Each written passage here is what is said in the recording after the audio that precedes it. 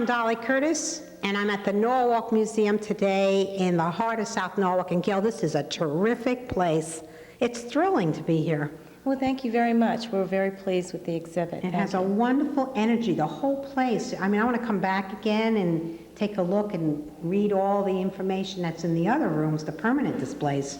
Absolutely, please do. It's a wonderful, exciting museum, and we have this exhibit and the Dunn Hardware exhibit that has recently opened at the Norwalk Museum. Now, before we start today, Gail's going to enlighten us on the flood of 1955, which devastated the center of Norwalk. That's correct. And my cameraman, Victor Cromwell, who's been kind enough to loan us some of his footage you're going to see of what he shot on that day when he was working for CBS. So we have all this wonderful material, what you have here on display, what Victor has, and then the Eckerts have shown me some wonderful PowerPoint that they've done. So, Madeline, first of all, let's tell the people what's here and what we're going to try to show them is what happened on, what was it, August 15th? October 15th, 1955. It was a devastating flood that hit Norwalk quite unexpectedly on October 15th, 1955. And the Historical Society was aware of the event, and naturally it happened 50 years ago, this previous October. So we took the time to put this exhibit together to tell our story to our community, because there was another flood that hit further north of Connecticut. Right, I thought they were the same, but now I've been told that was in August, and that came down from up above in Connecticut through the valley, through Naugatuck and Sonia Shelton. Correct. That was a completely different month. Completely different flood. And what had happened here in Connecticut that summer is that we had 2 hurricanes come up the coast, and we had had a lot of rain during the summer months. And then this particular event, October 14th, we had several days of heavy rain again. But suddenly, the ground was so saturated like this month. This has happened this fall again. Exactly. In fact, we had the commemoration of our flood on October 15th, and we had a solid week of rain. I remember. Almost 11 inches. Now, we had over 20 inches October 55, but this in 2005 we had about 11 inches that week, and we thought we might have at our commemoration a reenactment of the 1955. A real reenactment. We were a bit concerned at the time, but it was a very unexpected event, and the river naturally raged through town. Several bridges were damaged, and the center of Norwalk, west the Wall Street area and Main Street. Was underwater? Really, yes, it was. And the houses that were on the location of Freeze Park today in Norwalk, they were all houses on piers, which meant that they were built out over the river on these stilt pilings. And when the river came through, it damaged the foundations of those buildings, and as a result, you see the devastation in the photographs. See all the photographs here. Right, of the buildings. The houses are just tipped over, fallen down. They're wiped away, and it was just an incredible event. We were very fortunate at that time that our emergency rescue people had been serving further north at the earlier events in August. Experience. So they were extremely experienced. They were well organized. They knew exactly what to do. Mayor Freeze took control of the situation. Governor Ribicoff came down, and of course, having had this situation duplicated again in October after the August hurricanes. Now this one affected Waterbury, because I've seen the videotape that Victor has, and it down through Norwalk. No, that was the earlier flood in the summer, the August flood. That one went through the valley. But this one affected Norwalk, Darien, Stamford. But I saw in his video, which he took over a 2-day period, that it even did go up above Norwalk. It did, indeed. And once again, as history, we've learned in Norwalk that we tend to suffer the worst damage and devastation. Why is that? Well, you know, we're not quite sure. Well, first of all, you have the harbor We That's have right. the railroad, everything comes together right here in town. That was the railroad goes, right? The train tracks are right going through where this happened. Correct. Downtown was very much together there at Wall Street. That must have been the original major part of It business was district. a central district of our The town. banks were there, I remember at that time. And we were a very busy community. We were a very large town, even in 1955. We were a very important community.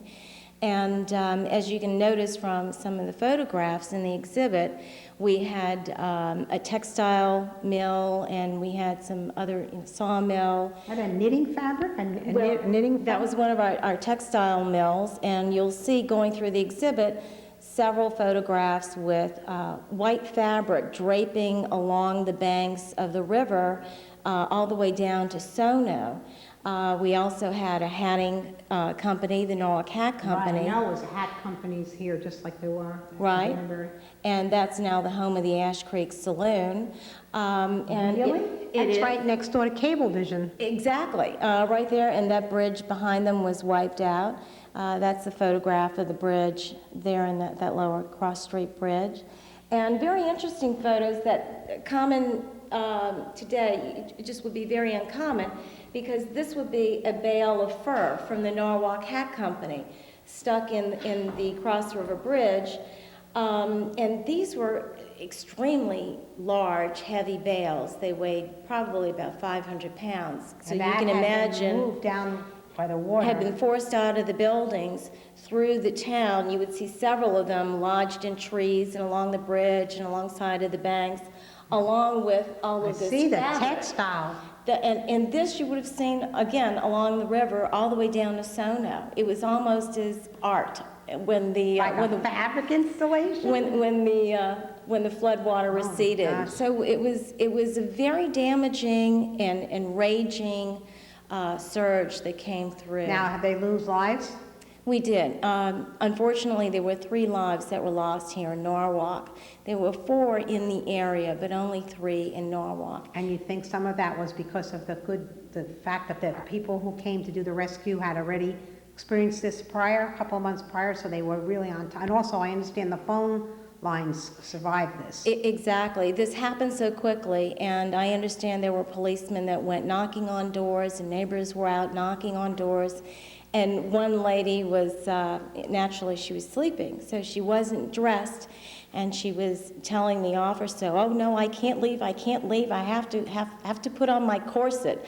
And he said, "Lady, there's no time for your corset, we have to leave now." And her building came down soon after he removed her from the building. So we have some very extraordinary stories. Right, and you said you had eyewitness accounts. I mean, one person I'm going to talk to is Madeline Eckert, a friend of mine who lives in Silvermine for years and years, and she was a youngster about that. And then, I mean, just looking at these pictures, thinking about all the other people that some people still easily in their life still available to you to talk about their experiences here. Exactly. When we decided to take on the project, this exhibit, we approached our community. We had press releases for the Norwalk newspapers, and the community stepped forward. We had over 50 contributors, story contributors, locally come to us. And you put it all together in this big book where people have given you their accounting. Exactly, and actually the exhibit is the account of the survivors of the 1955 flood. You'll notice as you're going through each statement, and then you I'm see a different person. exactly. And we also went to our government, so you'll see some conservation commissioner statements and the police and fire department. Well, what part do you play in the Norwalk Historical Society?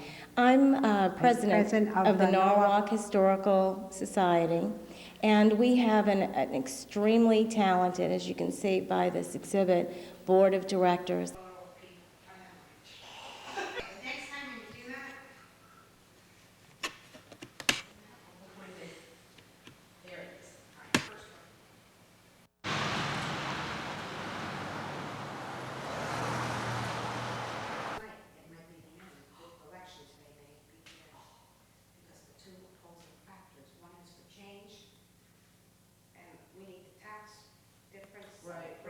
Development and clustered housing.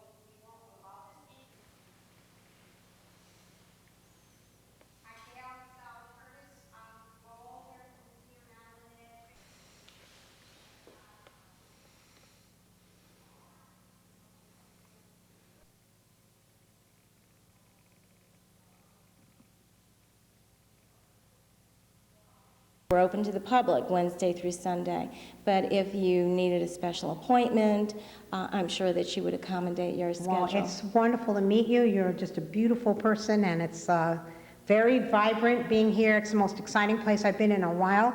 This whole part of South Norwalk, anyhow, this whole part of Norwalk is so alive.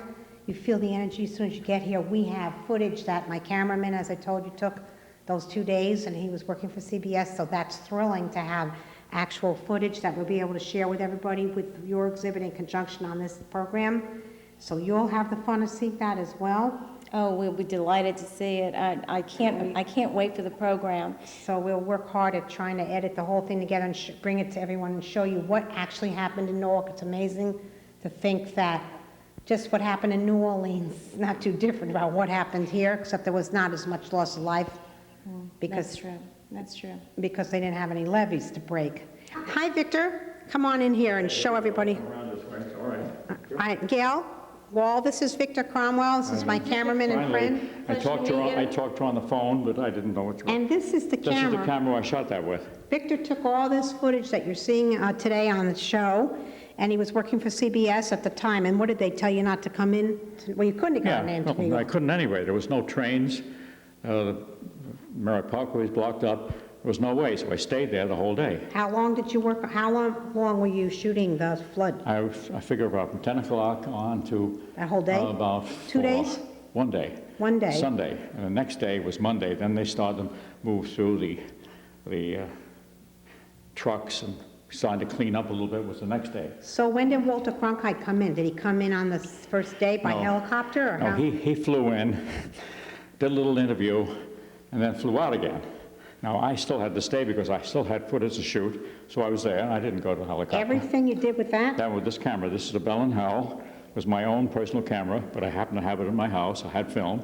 So all I did was just put the film in and go on. That was Worked out all right. lucky, and anyhow, you're so Yeah, ingenious good. about Worked out good. things. So the next day, which was Tuesday, it happened Saturday night. Yeah. You shot it on Sunday. And then the sun came out. And You're gonna then- see that too, as you know. The sun came, and then you were able to get on a train to get into New York to edit? At that point, I could, yeah. Okay, you didn't have to I send... sat there and just told everybody where we were, Rowayton, Darien, Norwalk, so I could tell them. So Oh, I you sat there gave while them we a- showed the film. They showed my film. While you were That's all editing. I did that day. Was give them the verbal Yeah. explanation. I didn't stay home. Well, Gail, Victor has this wonderful footage, so it's more for you to add to your resources for Yeah, the Norwalk they'll Museum. get a copy. It'll be good, okay. And now this be another wonderful thing to add to this 50-year-old and Well, this... we're going to see the masterpiece when it's finished, then they can decide. Maybe they might decide not to use it at all. Well, Okay. thanks, Glad Vic, you thanks came. so much for adding. All right, well, it's great, you know, it's just another piece of history that's going to be added to your collection. Well, thank you, Dolly, and it's been a pleasure to be here today. And we'd like to invite you to Mill Hill as well. Come visit us at Mill Hill. Mill Hill, so I can see what you're doing here. This is a wonderful, wonderful facility. Please come and see the museum anytime, Thank you. not just for the... Thanks, Gil, thanks so much. You're welcome. So with me is Madeline Eckert, who's a wonderful friend of mine and a longtime resident of Silver Mine, right, Oh, Madeline? yes, my family moved up from Richmond, Virginia in 1954. And, yes, it was 1954. So this storm took place a couple years after you... Just a short while, we had moved into the house in October of 1954. And you told And me you so- live very close to the bridge, right? Where Oh, the yes. tavern, Silver Mine Tavern is. Yes, it's the property that adjoins the...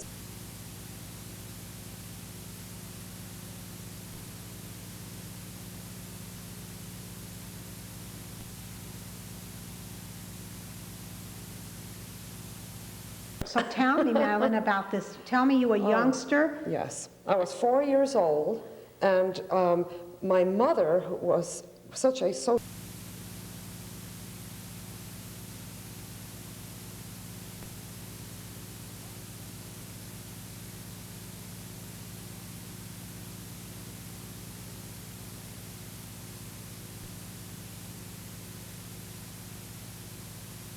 She was a widow, and she was a writer, and she pretty much...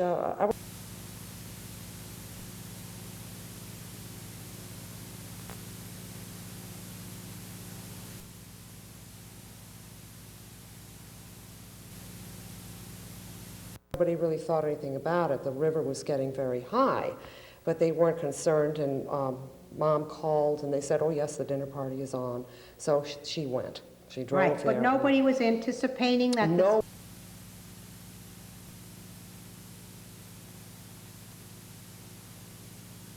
day where you get these weather reports. Well, that it said it was what was, if you read it, it's, you know, chance of showers or that So type it of had been thing. raining. It had been raining for 2 to 3 days very heavily, but no one had sent out any kind of alarm. So this is October October the 15th. 1955. 1955. Okay, so what happened to you? I mean, you were 4 years old. My sister and I were asleep upstairs, and my grandmother was so wonderful because she wrote this in her memoirs. And she wrote 2 other accounts also, and so I've been able to piece together what she went through.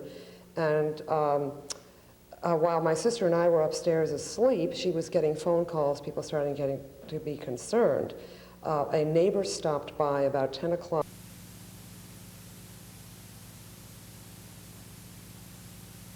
Up. And so so my grandmother went upstairs and packed 2 white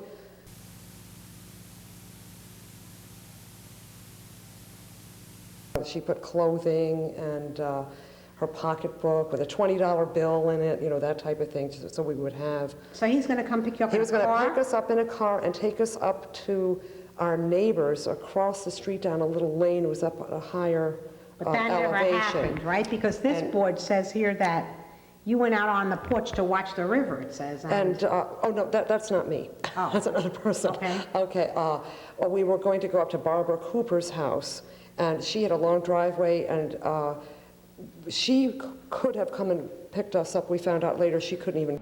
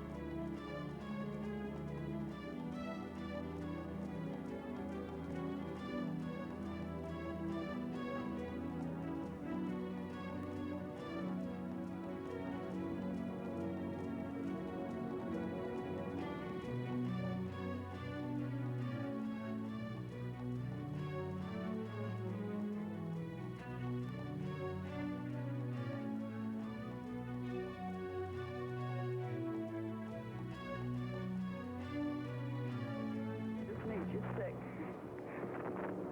But as my husband says, it's a good thing it didn't happen.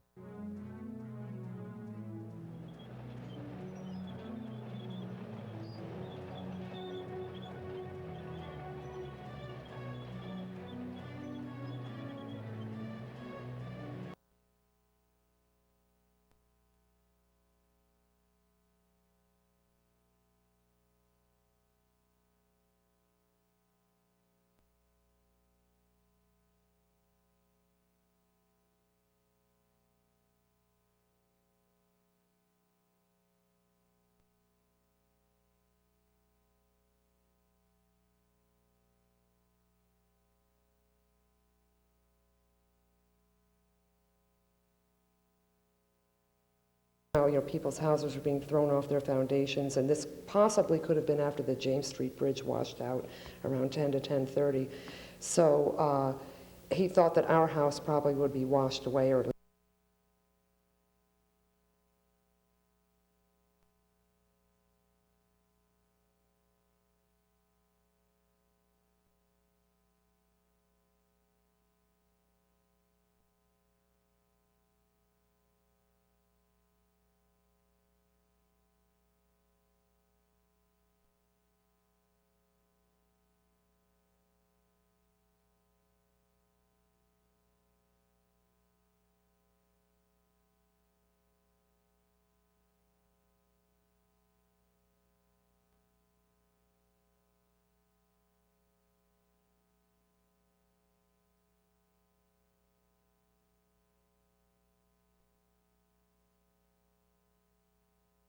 southern part of Old Kings Highway where it meets with Perry Avenue, and we went right into, there was a whirlpool where the water was Oh, all I rushing, see. and it had thrown the house off its foundation right at the bridge. So now you're 4 years old, you remember all this? That's why part of this is what my grandmother wrote. What I was asked to do, I have written. Okay. What it felt like to be a 4-year-old out in the middle of this. Okay. And if I read that, I'll start crying. Okay, so you remember emotionally. Yes, I do.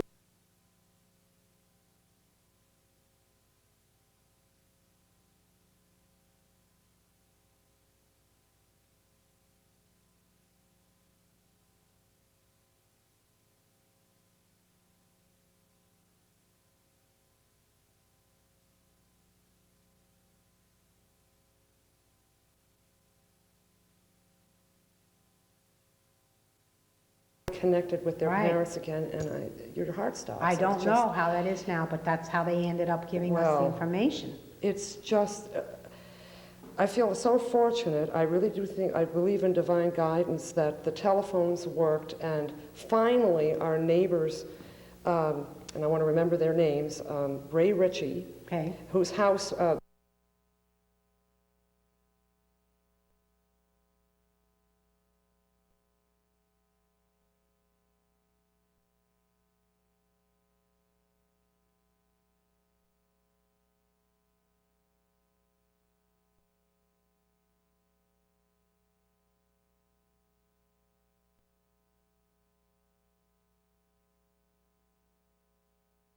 what I call, we refugeed there, and then they barely made it home. The water had kept rising because it was pouring rain. So the destruction then afterwards, after when this,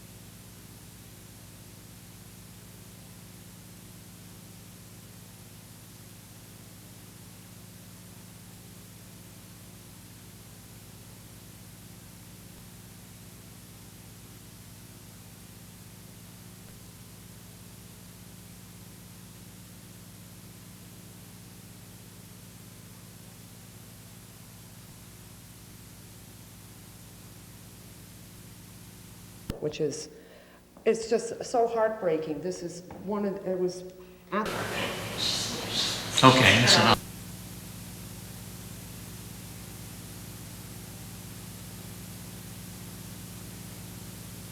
there's still so that, as you some- see, the dam went out, all this debris is coming down. And it was also the most depicted, with most paintings and photographs and drawings and all of that at its. The buttery sawmill. The buttery mill. And that was historic. gone? That was gone, absolutely And gone. and they never rebuilt it, you told me. No, they have some of the outbuildings, but they don't have the actual. So mill. Silvermine Tavern with the waterfall and